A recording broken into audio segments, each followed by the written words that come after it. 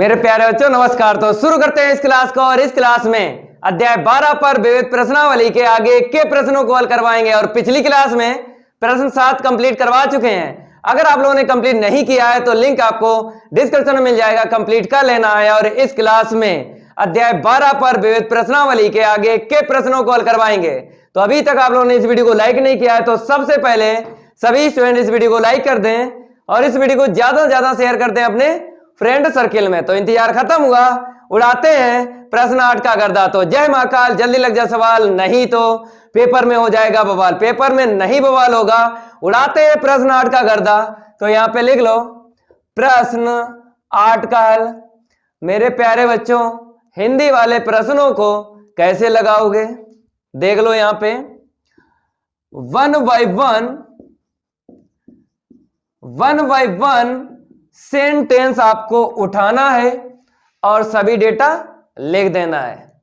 लेकिन मेरे प्यारे बच्चों, आपको हिंदी वाले प्रश्नों में देख लेना है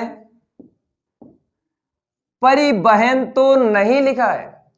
अगर परिवहन लिखा मिल जाए पूरे प्रश्न में कहीं ना कहीं, तब आपको 1 बाय 1 सेंटेंस का यूज नहीं करना है, दूसरे तरीके से डेटा लिखा जाता है।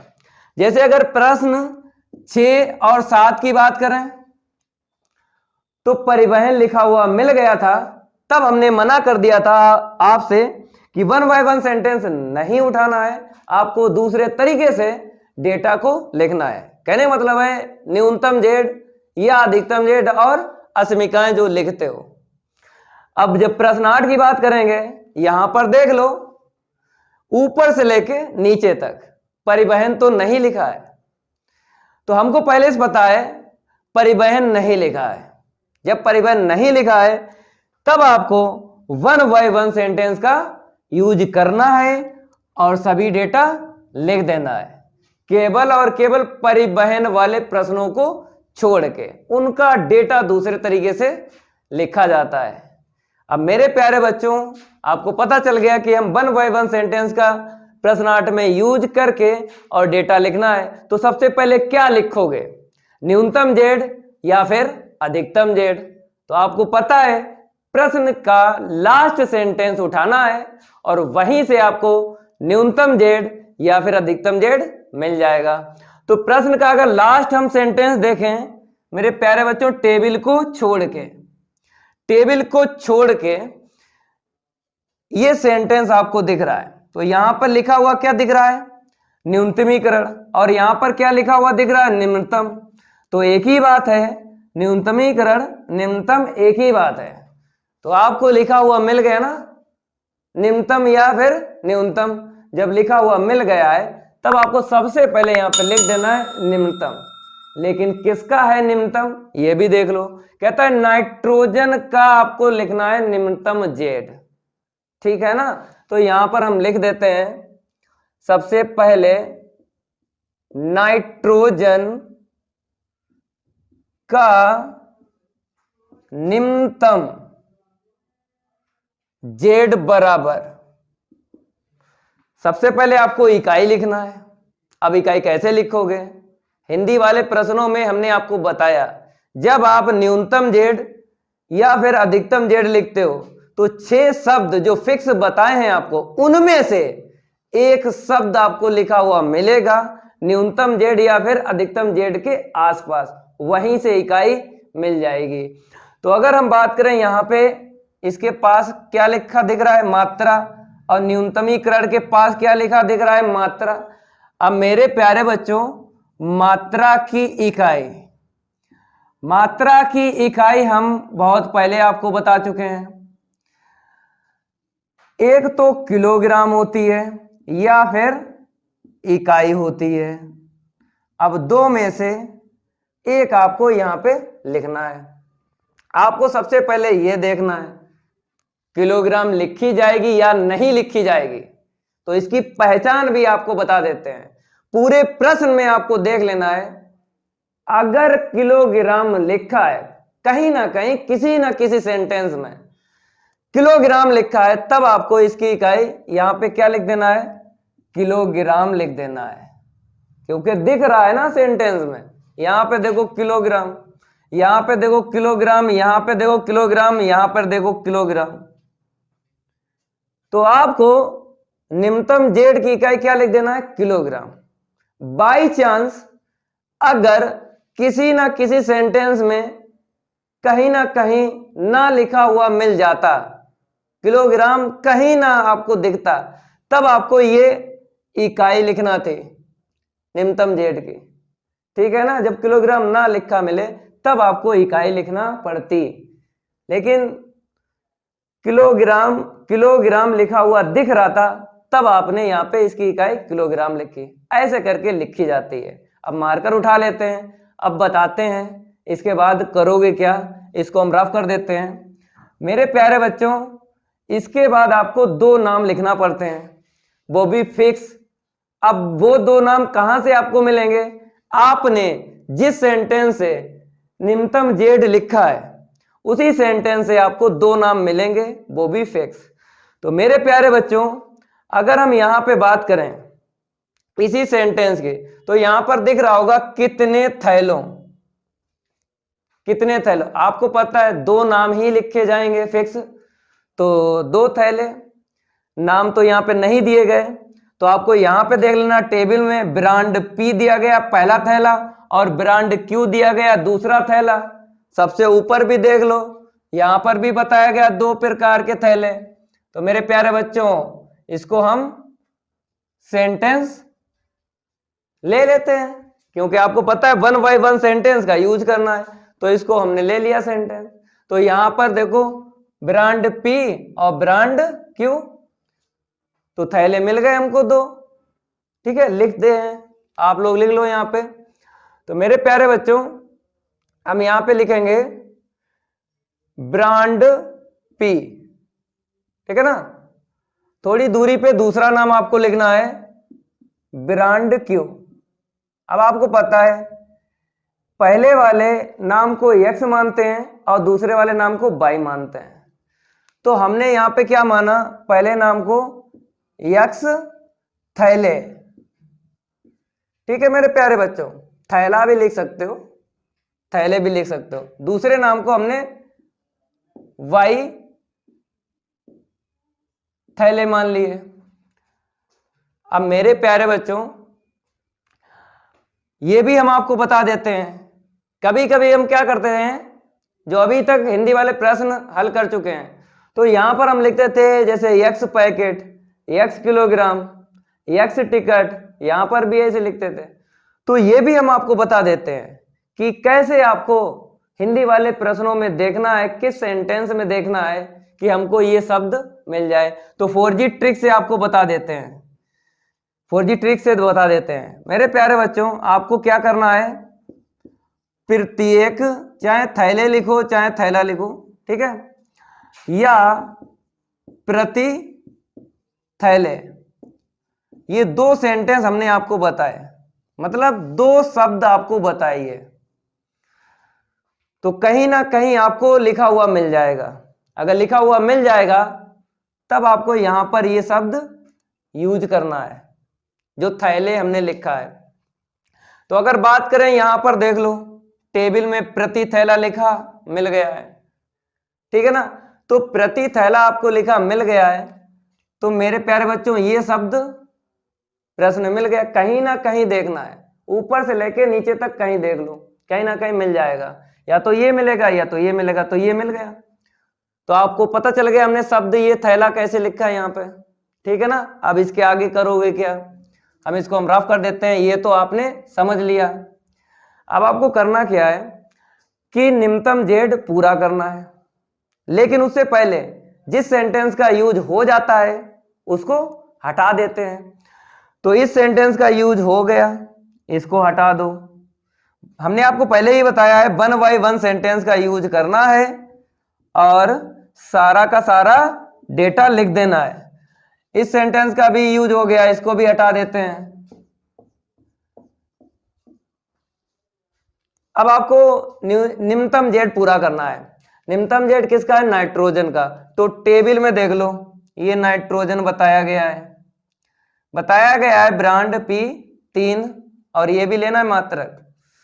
पहला पद कैसे लिखोगे इसका, दूसरा पद कैसे लिखोगे, हम आपको बताते हैं। जैसे आपने क्या माना यहाँ पे, ब्रांड पी को एक्स थैले मान लिए, ठीक है ना।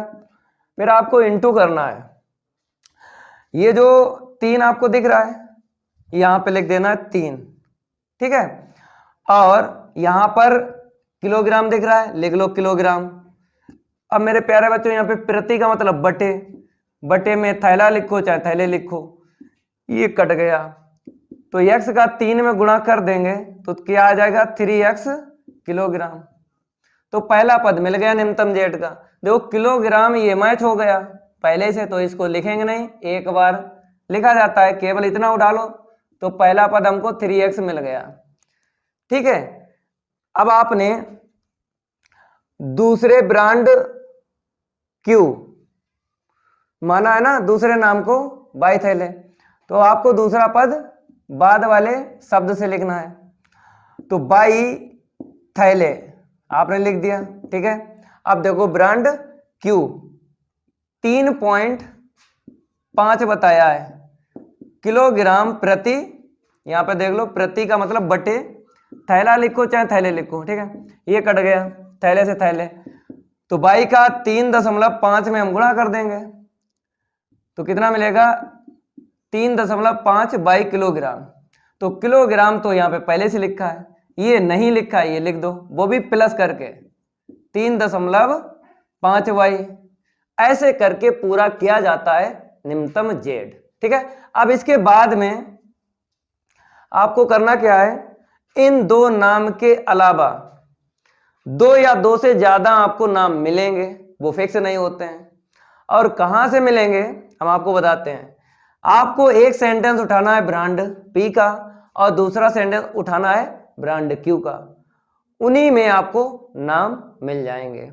तो अगर हम टेबल से ही बात करें तो यहां पर आपको ये 3 नाम दे दिए गए 3 नाम, ठीक है ना। अगर आप चाहते हो कि सर हम और भी देख लेते हैं,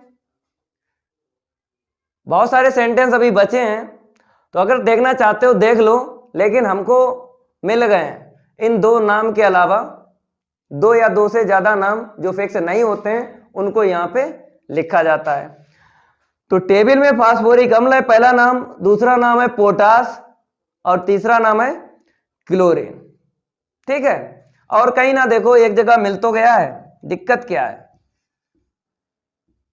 तो यहां पर हम लिखते हैं फास्फोरिक अम्ल, और जैसा लिख रहे हैं वैसा ही आपको लिखना है, ठीक है। दूसरा नाम देख लो पोटास, ठीक है, और तीसरा नाम देख लो यहां पे क्लोरीन, लिख लिया ना। अब आपको करना क्या है, ब्रांड पी का कॉलम देख लो, 1 2 3 जितने मान दिए गए हैं उतने ही नाम दिए गए, तो नाम के सामने आपको डेटा लिख देना है 1 3, तो यहाँ पे 1 फिर 3 फिर यहाँ पे 1.5, ठीक है ना, इतना लिख लिया ब्रांड पी के नीचे। एक्स माना है, एक्स का आपको गुणा कर देना है, ठीक है। यहाँ पे मात्रक नहीं लिखते हैं क्योंकि जब पूरी अस्मिका बनती है तो आपको पता है मात्रक कैंसिल हो जाता है, तो इसीलिए नहीं लिखते हैं। अब आपको उठा लेना है ब्रांड क्यू, तो यहाँ पे देखो 3 मान, ठीक है ना, किसके सामने लिखना है, फास्फोरिक अम्ल के सामने 2 लिखना है, तो फास्फोरिक अम्ल के सामने हमने 2 लिख दिया। इसके बाद में पोटास के सामने कितना लिखना है 1.5, तो 1.5 आपने लिख दिया। फिर क्लोरीन के सामने कितना दिख रहा है 2 दिख रहा है, तो क्लोरीन के सामने यहाँ पे 2 लिखना है, लेकिन ब्रांड क्यू के नीचे क्या माना है बाई थैले, तो बाई का इंटू कर देना है, ठीक है। और यहाँ पे प्लस ही आपको ये साइन लेना है चिन्ह, क्योंकि यहाँ पर प्लस, यहाँ पर भी प्लस, यहाँ पर हर जगह प्लस ही लेना है। अब इसके बाद में आपको पता है इनका जो टोटलिंग होगा कहीं ना कहीं मिलेगा, लेकिन उससे पहले क्या करेंगे, जिस सेंटेंस का यूज हो जाता है उसको हटा देते हैं। तो टेबल का यूज हो गया ना, इसको हटा दो। अब मेरे प्यारे बच्चों टोटलिंग देख लो, तो यहां पर बोला गया है फास्फोरिक अम्ल के लिए 250 किलोग्राम। तो इनकी जो इकाई थी वो किस में थी, किलोग्राम में ही थी, तो चेंज नहीं करना पड़ेगा, जैसा है वैसा ही आपको लिखना है। तो फास्फोरिक अम्ल के सामने 250 लिख देना है, ठीक है।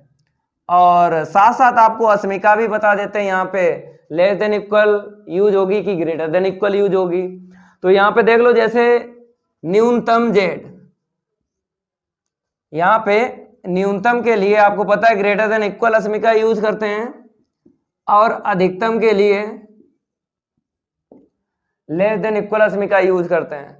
तो यहां पर फास्फोरिक अम्ल के लिए क्या बोला है, कम से कम। ये कम से कम कहां पे जाएगा, न्यूनतम में चला जाएगा, कम से कम एक ही बात होती है, न्यूनतम या कम से कम।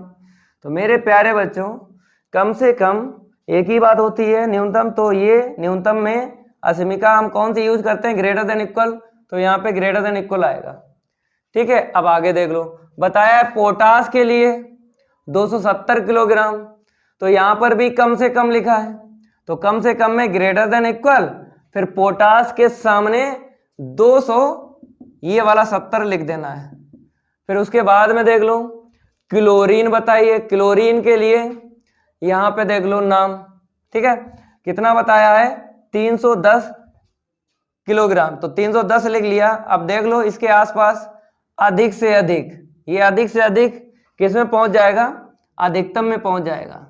एक ही बात होती है, अधिक से अधिक या फिर अधिकतम, ये शब्द इसमें मैच हो गया। तो मैच हो गया, अधिकतम में लेस देन इक्वल यूज करते हैं अस्मिका, यूज कर लो, ठीक है। अब आपको पता है जिस सेंटेंस का यूज हो जाता है उसको हटा देते हैं।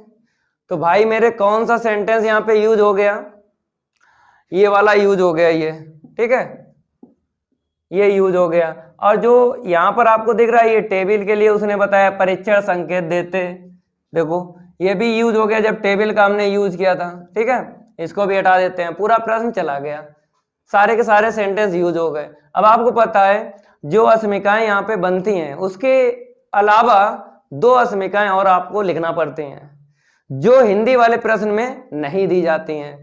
तो एक है x ग्रेटर देन इक्वल 0 और दूसरी है y ग्रेटर देन इक्वल 0, यही है, ठीक है। अब इसके बाद आपको पता है कि अभी तक प्रश्नावली 12.1 आपने कंप्लीट की है, तो वैसे ही आपको लगाना है। इसको भी क्या करोगे, इसके बाद अस्मिकाओं को समीकरण के रूप में लिखने पर, ये लिखते हो तो यहाँ पे लिख लो, तो यहाँ पे लिख देते हैं अस्मिकाओं को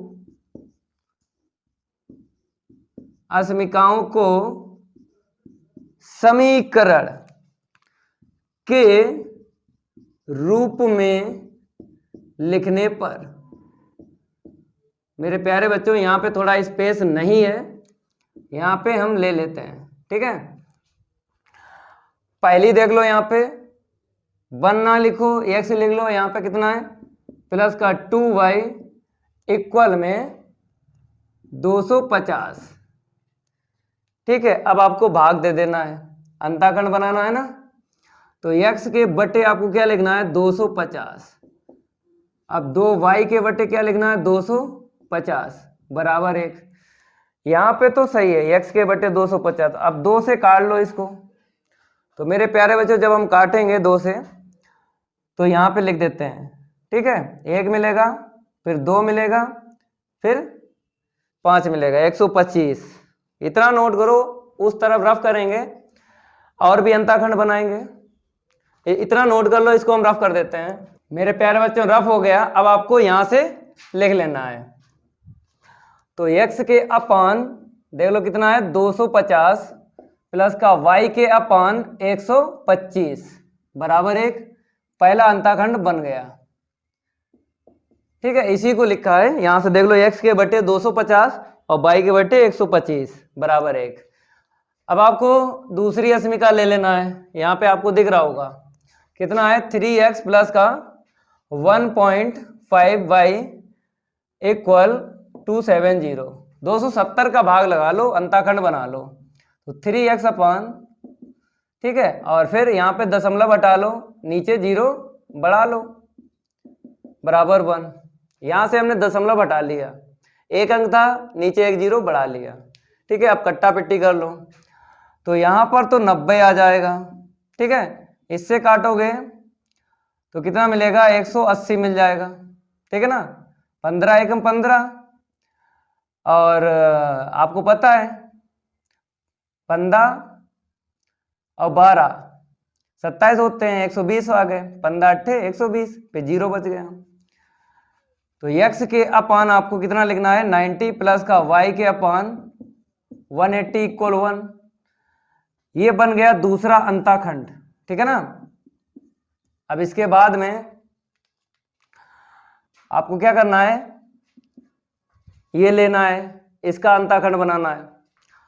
तो 1.5x प्लस का 2y इक्वल कितना है, 310। 310 का भाग लगा लो, तो यहां पर भी दशमलव हटा लो, नीचे कितना आ जाएगा, 3100 प्लस का 2y अपान 310 इक्वल 1। कट्टा पिट्टी कर लो, इसे काटोगे 206.6 मिलेगा, इसे काटोगे तो 155 मिलेगा। 2 एकम 2, 2 पंचे 10, 2 पंचे 10। ठीक है ना, तो यहां पर हम लिख देते हैं x के बटे, हमने आपको बताया कि दशमलव के बाद में जो भी अंक है उसे हटा दो, आंसर शीट में अंतर नहीं पड़ता है।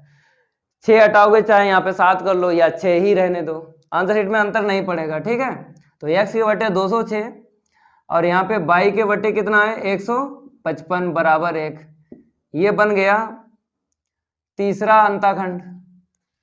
ठीक है, अब x बराबर आपको क्या करना है, 0 लिख देना है। तो मेरे प्यारे बच्चों यहां से लिखो x बराबर 0, इसे नंबर 4 डाल दो, फिर कामा करके y बराबर 0 लिख दो, इसे नंबर 5 डाल दो। काउंटिंग कर लो 1 2 3 4 5। ठीक है, इसके बाद आपको पता है क्या करते हैं, पुट z बराबर 0 लिखते हैं। तो पुट z बराबर 0 लिखते हो तो z का मान 3x प्लस 3.5 बाई बराबर 0 लिखना है। तो यहां से लिख देते हैं 3x प्लस 3.5 बाई इक्वल 0।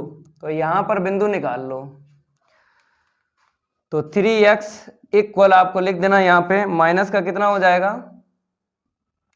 35/10 लिख लो, क्योंकि इसका भी हमने दशमलव हटा लिया, हटा दिया ना। ठीक है, काट लो, 5 7 35, 5 दूनी 10। तो x के बटे y बराबर ऊपर -7 है और नीचे 3 भेजेंगे, क्योंकि y x के नीचे भेज दिया, 3 का गुणा 2 में कर लो, 6 आ गया। तो मेरे प्यारे बच्चों हमको कितना मिल गया बिंदु यहाँ पे, -7, 6 मिल गया। कितना मिल गया, -7, 6। उतना नोट करो। अब इसको रफ करेंगे, डायग्राम बनाएंगे, तो नोट कर लो जल्दी। मेरे प्यारे बच्चों रफ हो गया, अब आपको स्केल निकाल लेना है, डायग्राम की तैयारी करते हैं। आप लोग ऊर्ध्वाधर रेखा खींच लो। तो ये मेरी ऊर्ध्वाधर रेखा खिंच गई है। ठीक है ना, अब क्षैतिज रेखा खींचते हैं। ये लो क्षैतिज रेखा खिंच गई है। डायग्राम आपको समझना है, क्योंकि जिस बच्चे ने डायग्राम समझ लिया ना वही पेपर में इसको कर पाएगा। ठीक है, क्योंकि डायग्राम का ही खेल है। रैखिक प्रोग्रामन का जब भी प्रश्न आप लोग लगाया करो, डायग्राम जरूर आपको समझना है।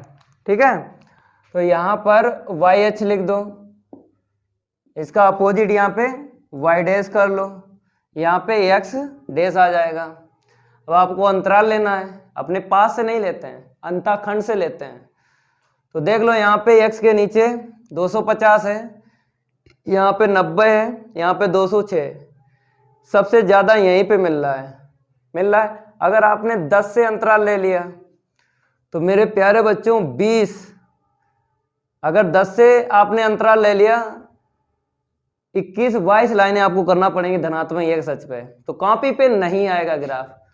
तो आपको क्या करना, 20 से ले लेना है अंतराल।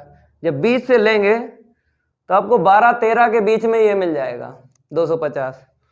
तो 13 कर लेते हैं, 20 का अंतराल ले लेते हैं। तो 1 2 3 4 5 6 7 8 9 10 11 12 और एक लास्ट में 13। ठीक है, अब ऐसे देखना है बाई के अपन 125 है, बाई के नीचे 180 है, यहाँ पे बाई के नीचे 155 है। तो सबसे ज्यादा आपको कहाँ पे दिख रहा है?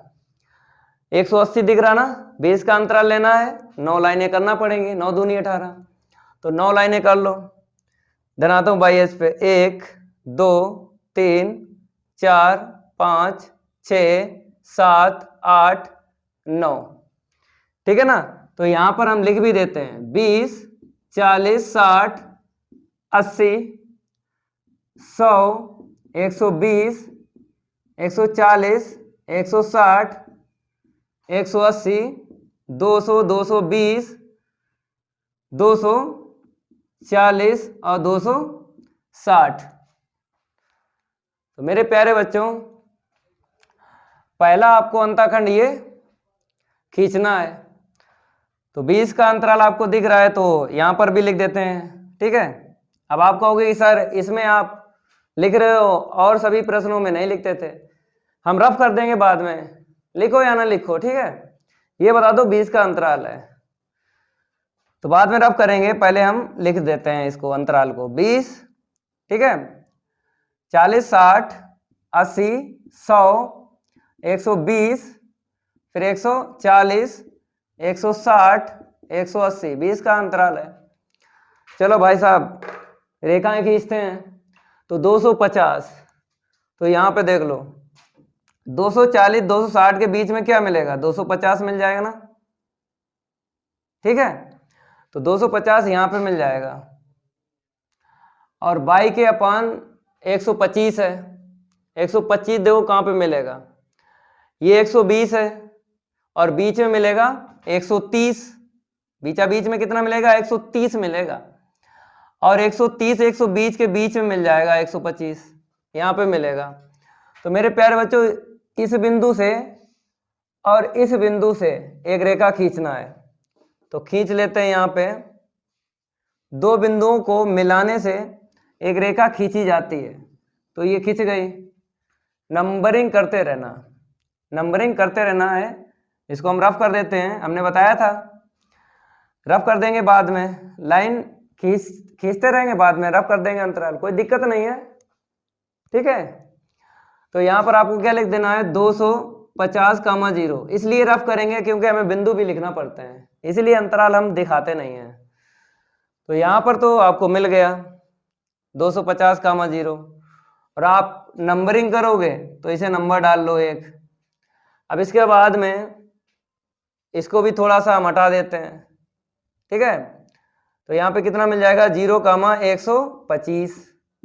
ठीक है, इसके बाद में दूसरा देख लो अंताखंड, ये भी खींच लेना है। x/90 है, तो धनात्मक x अक्ष पे 90 देखो कहाँ मिलेगा? 80 और 100 के बीच में मिल जाएगा 90, यहाँ पे मिलेगा। ठीक है, तो यहाँ पर हम लिखेंगे 90,0। ठीक है, बिंदु लिखना पड़ते हैं, इसीलिए ये अंतराल हम हटा देते हैं। 90,0 लिख लिया। y के नीचे 180 है, कहाँ पे मिला? यहाँ पे मिल गया लास्ट में 0,180। ठीक है, 1 2 3 4 5 6 7 8 9। ठीक है, 9 दूनी 18, 180 मिल गया। दो बिंदुओं से एक रेखा खींची जाती है, खींच लो। तो पहला बिंदु ये रहा, ठीक है ना, और आपको पता है 90 80 और 100 के बीच में 90 मिला था, तो ये रेखा खींच लेना ऐसे करके। अरे थोड़ी सी तिरछी खिंच गई भाई, चलो कोई दिक्कत वाली बात नहीं है, उसको हम रफ कर देंगे। इसको लो रफ कर दिया। ठीक है, अब इसे काउंटिंग करेंगे। 90,0 यहाँ पे सही से लिख देते हैं, आसपास लिख दो। ठीक है, ये बिंदु 90,0 है। काउंटिंग करो, कौन सा है? नंबर 2। काउंटिंग इसलिए करते हैं, बाद में हमें तीर लगाना पड़ते हैं। फिर इसके बाद देख लो बाई के x के अपान 206 है, तो धनात्मक x अक्ष पे आपको 206 लेना है। कहां पे मिलेगा बताओ? 206, ये तो 200 हो ही गया, और 220 यहां पे हो गया। बीच में कितना मिलेगा? 210, 210 मिलेगा बीच में, थोड़ा यहां से लेना है, थोड़ा 200 के करीब में, ठीक है। तो यहां पर आपको मिल गया, क्या मिल गया, 206,0। इसको हम रफ कर देते हैं, यहाँ पे लिख देना 206,0, तो यहाँ पे मिल गया। बाई के नीचे 155 है, कहाँ पे रहा 155, अब 155 कहाँ पे रहा बताओ, 100, 120, बाई के नीचे 155 लेना है, ठीक है। 100, 120 और ये 140, 140 और 160 इसके बीच में मिल जाएगा। तो मेरे प्यारे बच्चों 140 ये है और 160 ये है, 155 बताओ, बीच में आपको क्या मिल गया, यहाँ पे 150 मिल गया ना, 140 160 के बीच में 150 मिल गया। अब 150 के थोड़ा ऊपर, ठीक है ना, थोड़ा ऊपर यहाँ पे लेना है, इसको हम रफ कर देते हैं, ये आपको यहाँ पे मिल जाएगा, ठीक है। अब आपको क्या करना है, यहाँ पे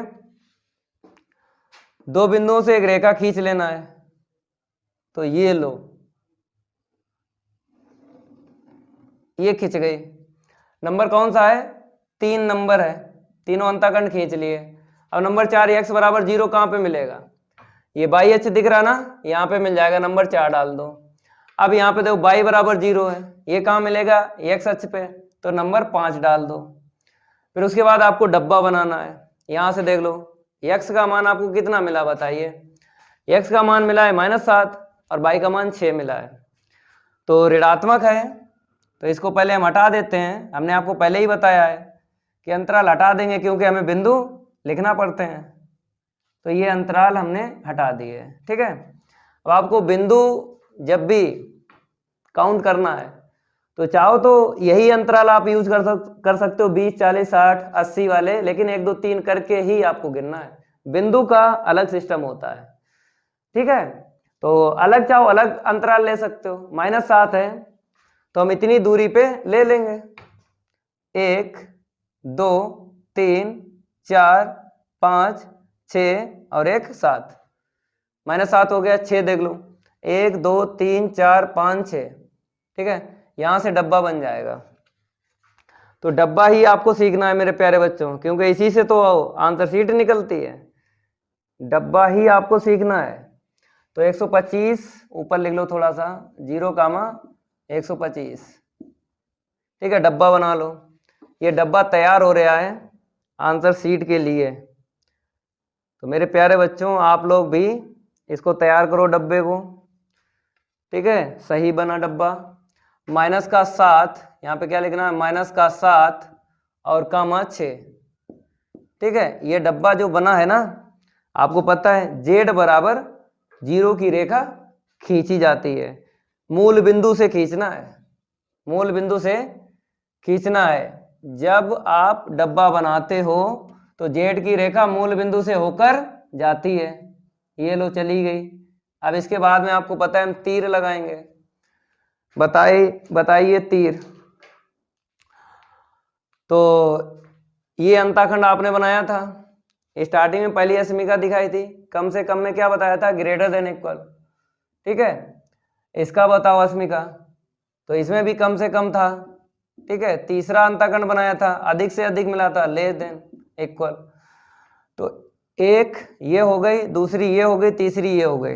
अब लगाओ तीर, less than equal pay, less than equal pay अंदर तीर लगता है और ग्रेटर देन इक्वल पे बाहर तीर लगते हैं। तो पहला आपको यहाँ पे दिख रहा है, अंदर तीर लगा लो मेरे प्यारे बच्चों, आपको पता ही है कि ग्रेटर देन इक्वल पे बाहर तीर लगते हैं और लेस देन इक्वल पे अंदर तीर लगते हैं। तो इस लाइन के बाहर तीर लगेंगे, इस तरफ लगेंगे बाहर तीर, ठीक है, ओके। अब इसके बाद आपको देखना है, दूसरी लाइन देखना है। अब दूसरी लाइन यही तो है, दूसरी लाइन का यही तो सिंबल है, ग्रेटर देन इक्वल, बाहर लगाओ तीर, इसका मतलब है मूल बिंदु के अपोजिट तीर की डायरेक्शन रखना है, तो बोलेंगे बाहर तीर, ये नंबर 2 के हो गए तीर। अब मेरे प्यारे बच्चों नंबर 3, इसका यही तो था स्टार्टिंग में जब अस्मिका बनाई थी, अधिक से अधिक में लेस देन इक्वल आया था। तो नंबर 3 लाइन के अंदर तीर लगाओ, मूल बिंदु की तरफ आपको दिखाना है। तो मूल बिंदु की तरफ आपको दिखाना है, ये लो मूल बिंदु की तरफ हम इसको दिखा देंगे, इसकी डायरेक्शन। अब इसके बाद में आपको पता है कि 3 अंताखंड थे, तीर लगा लिए। अब इसके बाद में x बराबर 0, y बराबर 0, ये तो जानते हो आप, इसके हमेशा तीर ऐसे लगाए जाते हैं। ठीक है, कैसे तीर लगाए जाते हैं आपको तो पता है। ठीक है, तीर लगाते हैं, ये लो तीर लग रहे हैं। अब इसके बाद में मेरे प्यारे बच्चों ये जो y बराबर 0 दिख रहा है, इसके भी तीर आपको पता है ऊपर लगाए जाते हैं। लगा लो, ऊपर तीर लगा लो। तीर चाहे छोटे छोटे लगाओ चाहे बड़े बड़े लगाओ, लगाओ। अब बताओ, जहां पे सारे तीर मिल जाते हैं वहीं पे छायांकित होता है। एक तरीका तो ये है, और दूसरा तरीका क्या है, 2 पटरी हो, 2 सेट स्क्वायर हो और रखो, मेरे पीछे छायांकित नहीं होगा, मेरे आगे होगा, वो भी तरीका है। तो सारे के सारे तीर हमें यहाँ पे दिख रहे हैं, ये देखो, ये आपको दिख रहा है ना। ठीक है, आपको हमने पहले ही बताया था कि इस लाइन के तीर आगे बढ़ जाएंगे, इसके यहाँ पे पहुंच जाएंगे।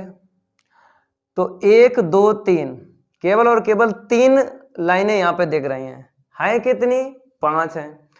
तो एक ये वाली और एक ये वाली, तो इसका तीर अगर ऊपर बढ़ाएंगे तो ऊपर ये पहुंच जाएगा ना ऐसे करके। ठीक है, ये भी पहुंच जाएगा ऐसे करके ऊपर, ये भी पहुंच जाएगा ऐसे, क्योंकि तीर की लेंथ थोड़ी होती है, तीर की कोई लेंथ होती है, तो चाहे जितना बढ़ाते रहो।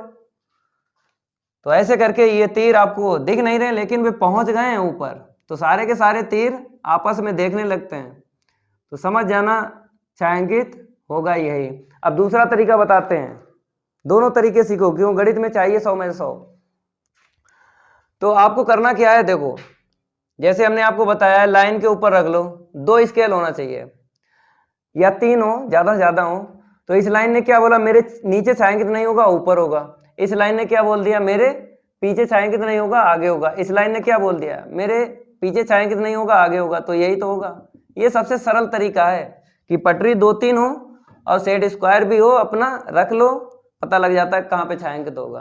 पहला तरीका ऐसा होता है, गलती भी हो जाती है। इस तरीके से गलती नहीं होती है जो हम बताते हैं। मेरे प्यारे बच्चों ये छायांकित होगा, इसको क्या बोलेंगे, क्षेत्र जो होते हैं 2 तरीके के होते हैं, आपको बताना है सुसंगत क्षेत्र कैसा है भाई, बताइए। परिबद्ध है, परिबद्ध, क्योंकि परिबद्ध किसको बोलते हैं पहले यही बताइए, बाउंडेड को बोलते हैं। जो घिरा हुआ है ना, रेखाओं से घिरा हुआ है तो बोलेंगे परिबद्ध। इंग्लिश में भी लिख दो बाउंडेड। इसके बाद आपको बिंदु निकालना है। तो छायांकित के आसपास देख लो कितने बिंदु हैं, उन्हीं में से एक बिंदु आपको मिलेगा। तो यहां पर एक बिंदु ये मिल गया, एक बिंदु ये मिल गया, भाई प्रतिच्छेद बिंदु ढूंढते हैं। ठीक है, एक बिंदु ये मिल गया, 3 बिंदु में से मेरे प्यारे बच्चों एक बिंदु आपको मिलेगा, उसका नाम क्या होगा, न्यूनतम बिंदु। क्योंकि स्टार्टिंग में आपने न्यूनतम जेड लिखा था, न्यूनतम जेड लिखा था तो न्यूनतम बिंदु ढूंढना है। स्टार्टिंग में अधिकतम जेड लिखा था तो अधिकतम जेड ढूंढना होता है। अब इसको हम रफ कर देते हैं, अब आगे बढ़ते हैं।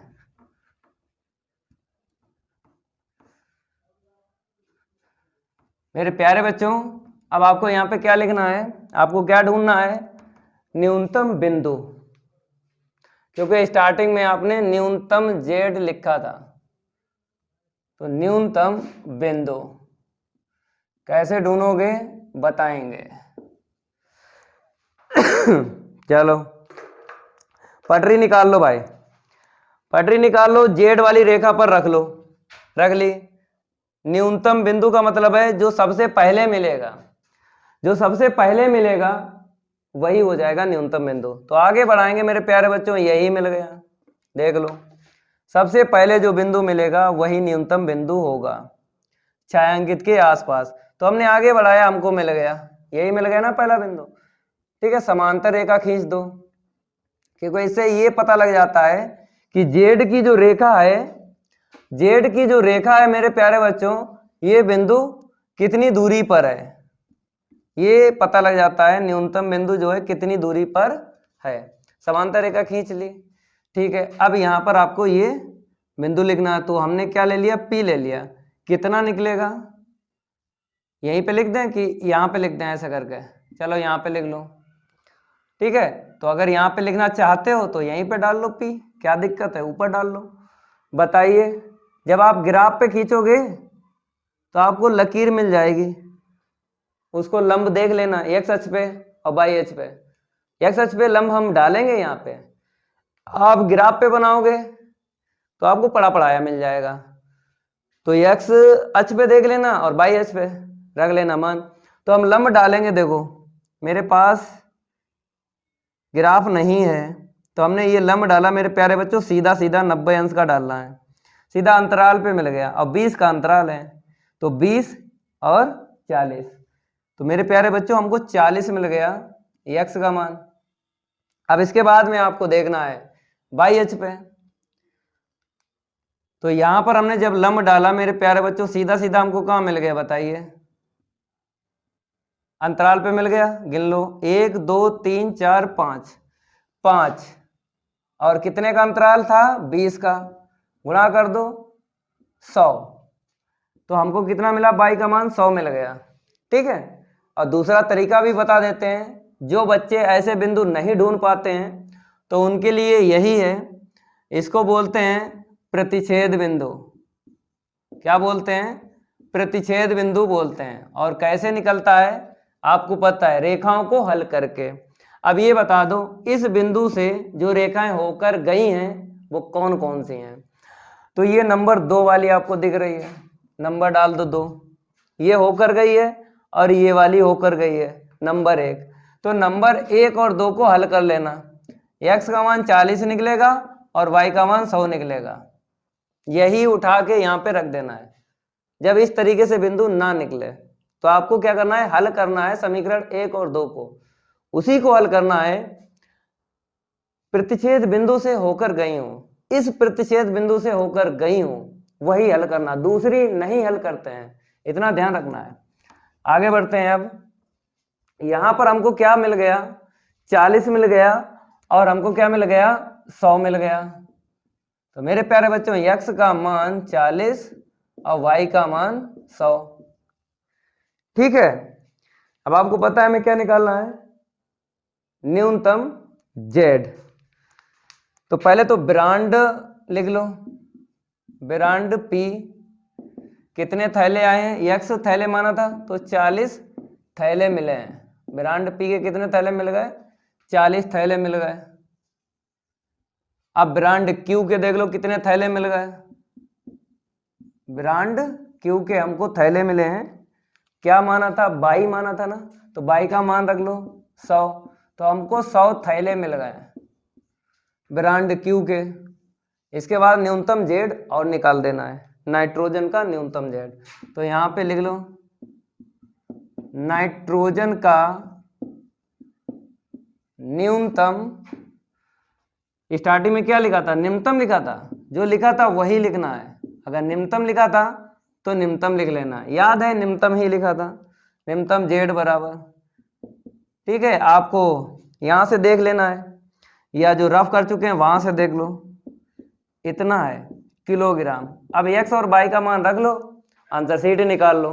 तो इसको हम रफ कर देते हैं, x और y के मान आपको देखना है, यहाँ पे क्या देखना है, x और y के मान देखना है और रख देना है। तो देख लो यहाँ पे 3 का x का मान 40 है प्लस 3.5, y का मान देख लो कितना है, 100 है। और आपको इकाई लिखते रहना है। अब यहाँ पे देखो 30 चौक 12, 120 मिलेगा, एक जीरो चला जाएगा दशमलव से, एक बचेगा। ठीक है, 350 मिल गया किलोग्राम। अब इसके बाद में आपको जोड़ देना 0 0 0, 7 470 किलोग्राम आंसर शीट आई है। नोट कर लो इसको, इसका गर्दा उड़ गया, नोट करो।